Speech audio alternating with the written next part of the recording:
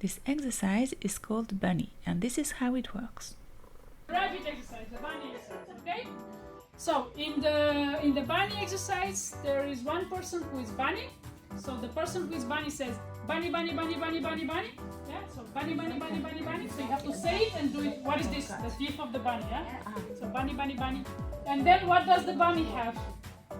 Ears. So for example, if you're a bunny, I'm your ear on this side, and can you be the ear on the other side? Okay, so you say bunny, bunny, bunny, bunny, bunny. Okay, and then you send the bunny to someone else. Okay. Yeah? And then that person you send to, for example, you send to Alina, she's the bunny, and the others are ears. Yeah? The ear is towards, exactly. Okay. And then you send the bunny to someone else. So then you have to go, you're the ear.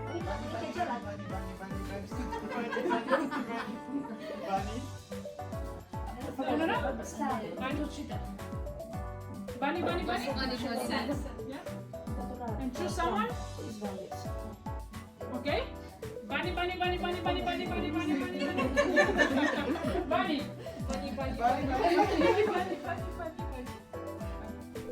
Once the participants understand how it works, you can add emotions. Happy bunny. So you have like bunny, bunny, bunny. Or if you said sad bunny, bunny, bunny, bunny. So both the ears and the bunny have to practice this emotion. Okay? Okay. So let's try. Or I start. Okay? Okay. Yeah. Bunny, bunny, and sad bunny, bunny, bunny. Excited bunny. Happy bunny.